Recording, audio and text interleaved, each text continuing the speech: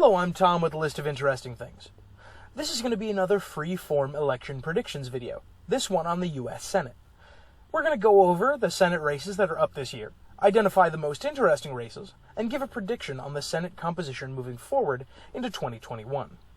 Let's dive in, but before we do, please bear in mind that it is currently pouring outside, and if you hear any noise in the background, that's what it is. So we're going to get some context to start. The U.S. Senate is a body of 100 individuals, each elected for a 6-year term. The terms, however, are staggered, so it's not 100 senators being elected every 6 years, but rather about a third of the Senate up for election every 2 years. There are 65 Senate seats not up for election this year. Of those, 30 are Republican, 33 are Democrat, and 2 are independent. However, both of those independents consistently caucus with the Democratic Party, so it's safe to assume that the Democrats have 35 seats not up this year. That means, in spite of the Republican Party controlling the Senate by a margin of 53 to 47, they're playing defense in a lot more states than the Democrats are this year. The Democrats have 10 senators up for re-election, while the Republicans have 23. Let's start to characterize the map. I don't think anyone's going to argue with me too strongly as I start to characterize some of these safe states, like Oregon, where Jeff Merkley has a 99% chance or higher of victory, and in the only poll that matters, he is up by 20 points. We're going to go ahead and give this to Illinois. As you know, Chicago is pretty big. Massachusetts, Rhode Island, New Jersey, and Delaware we're also going to give blue, and also Virginia. Virginia, just like Oregon, has a really heavy favorite in the Democratic nominee, Mark Warner.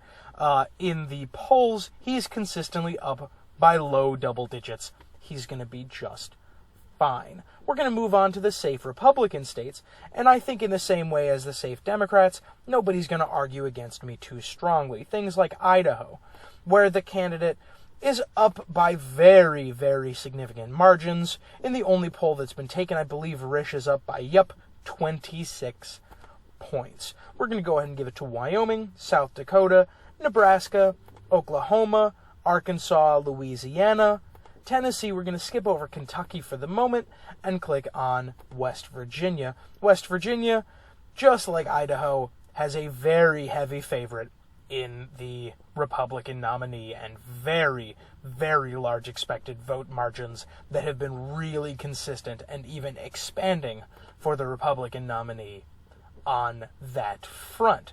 We're going to move on to the likely states, starting with the likely Democratic. We're going to give this to New Mexico, Minnesota, and New Hampshire. Now, New Mexico is really quite safe for the Democratic Party. 94% chance to win. Same thing with Minnesota. Really heavy favorites in the Democratic Party. We're going to go ahead and move right on to the likely Republican states. Those being Texas, Kentucky, Mississippi, and Alaska. Now, Texas is an interesting one. Texas currently has Cornyn favored 88%, but that's not huge, but it has been pretty steady. That being said, it is expected to be fairly close. Not close enough that I think Cornyn has a chance of losing, but close enough that it might be tight. Cornyn has been ahead in the polls consistently, but it's not a huge blowout, and if we take a look at the national polls for Texas, Joe Biden does have it pretty well narrowed up here. Donald Trump is only up by 4%, and there's been a huge groundswell of support for the Democratic Party in Texas. So it's possible that in the next couple of weeks before election, we might see Texas narrow up to a lean margin, but I cannot imagine it going to a toss-up margin. We're going to leave it as likely for now. Another interesting likely Republican race is Kentucky, with Senate Majority Leader Mitch McConnell being up for re-election there. Just like in Texas, I think he's going to be fine. He has a 96% chance of victory. Amy McGrath is not a bad candidate, but over the course of the year, in spite of McConnell's perceived unpopularity, his lead has only expanded. And I think that speaks a lot to the demographics that you're working with in Kentucky.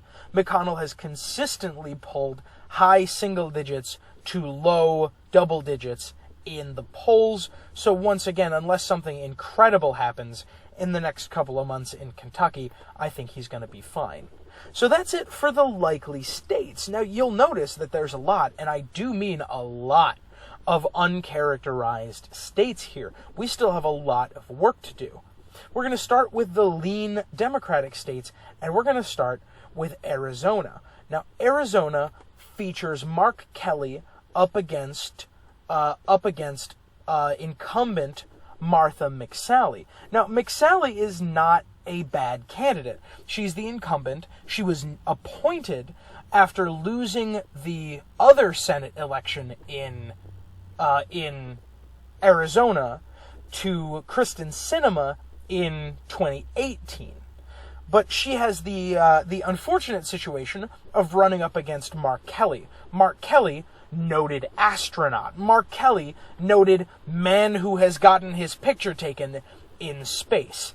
Yeah, he is extremely popular and has gotten tons of money from on the national level, pouring in to this Arizona Senate race. He has been ahead in every poll.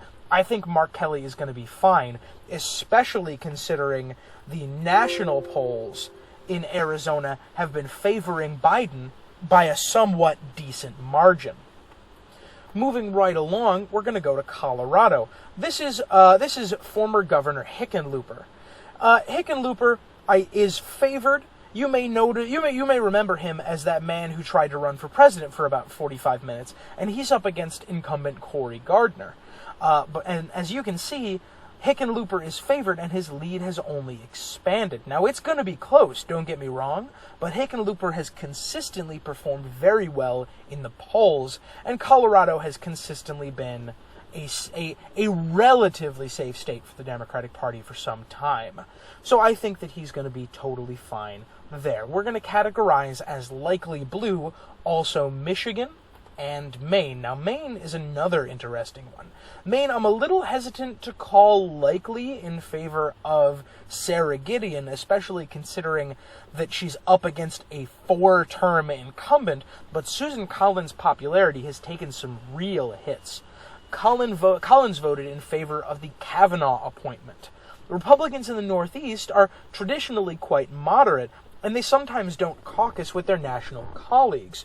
So Collins voting in favor of the Kavanaugh appointment was somewhat controversial, and that's part of the reason that Gideon is expected to win by a relatively small margin, especially as she's jumped ahead in the polls in recent time. As you can see, she was performing pretty even and is now performing pretty far ahead. So I think we can safely call that a lean blue state. Now we'll move on to the lean Republican states, and we'll start with the easy one.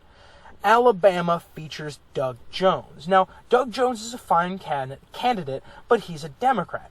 He won in a 2017 special election against incumbent Roy Moore. Roy Moore's campaign was rocked by several underage sexual assault allegations, causing millions of dollars to get flooded into Alabama to oppose him. Even so, Jones won by the tiniest of margins. Very, very, very small margins in the most recent election there. I believe he won by a margin of less than 2%. But I think that speaks to what an incredible Republican stronghold Alabama is. Now, his current opponent, Tommy Tuberville, is a former football coach. And unless something incredible happens in the next couple of weeks, I can't see Tommy Tuberville having as much trouble with Doug Jones as Roy Moore did. Or at least I should say, Doug Jones is going to have a much harder time with Tommy Tuberville than he did with Roy Moore. I think that unless something happens in the next couple of weeks, that is a definite red characterization. Up next is Georgia. Georgia has two elections, one standard election and one special. The standard election features Purdue versus Ossoff. Ossoff is reasonably popular, and the other has a four-way election and is often called a jungle election. I don't think that the Democrats have garnered enough attention or money to be able to flip the Senate in Georgia. I just don't think it's going to happen. Now, that being said, if we take a look at the national polls in Georgia, Biden is actually polling up by just a hair. So it's possible that if turnout in Atlanta is quite high, we could see these two going blue. But with all that in mind, I think for the moment we're going to call that lean Republican. Now, in Kansas, we can see that it's relatively close, but I think it's pretty safe to call this one in favor of Roger Marshall. Barbara Bollier is a good candidate, but she has been polling consistently behind up until very recently. But even with her most recent come from behind, it's only narrowed the margin a little bit in the overall speculation. She still only has a 25% chance at victory, according to 538. So I think that we could see this changing, but we're going to categorize it as likely for right now. Finally, we have Montana. This is Steve Daines versus Steve Bullock. And in the Battle of the Steves, it was pretty close as recently as August, with the polls looking at 50.7 to 49.3, a dead heat. But Steve Daines has really expanded his lead, and it's now 52 to 48, and the polls seem to be reflecting that. Some of them are pretty close. In fact, they're all pretty close, but I think it's pretty safe to call that for likely Republican. Now, I want to talk about South Carolina. This one's really exciting. This is Lindsey Graham versus Jamie Harrison. Jamie Harrison has gotten tons of money. And the race has narrowed up considerably, especially since, as Graham's popularity has dropped since his controversial Supreme Court statements. If you watched our video on the Supreme Court, quite notably in 2016, Graham said that if there was a nominee in 2020 and there was a Republican president and a Republican Senate, that he would wait to confirm the nominee until after a new presidential election had taken place. It is looking at the moment like he is going to go back on that. And all the polls since Judge Ginsburg's death have had it at a dead heat. This is a really tight race. In the past, I might have been tempted to categorize this as lean Republican in favor of Graham because of how consistent he's been over the years. But I'm actually going to call this tilt Republican because it's been such a spicy race in the last few weeks, and I wouldn't be surprised if this comes down to a few thousand votes in the days after Election Day. So here's what we have before we get into the toss-ups. It's 49-49, and with a lot of wiggle room in places like Maine, in places like South Carolina, in places like Georgia. So on to the toss-ups. We're going to start with North Carolina. I think that it's reasonably safe to call this one tilt in favor of Cal Cunningham, tilt Democrat. He has been pretty consistently ahead in the polls, and he currently is looking at about a 3-point margin. He's been performing very well. That being said, he has recently been hit with a sexting scandal, wherein he's been sending overtly sexual messages to people other than his wife. That only hit a few days ago, and I expect to see this tighten, but it remains to be seen if that scandal is race ending or just race tightening. And he's been raking in so much money, just like Jamie Harrison in South Carolina has, that I think he will be able to keep his head above water. And looking at the national polls, the Democrats have about a 3-point margin here too. So I wouldn't be surprised to see this one tighten in Tom Tillis's favor as he starts to really hammer Cunningham in the couple weeks remaining before the election, but I think that Cunningham still has it. Finally, we have Iowa. Iowa is very tight. Less than a 2-point margin consistently across both the Senate race and the presidential race. Look at this. Look at how close Iowa is. 0.8% in favor of the Democrats with this big of an undecided margin. This race is teetering on a razor's edge. This being said, Greenfield is winning the polls by a little bit. I'd say that if I was forced to make a prediction here, Greenfield would take it by absentee votes a week after Election Day. But it's so tight.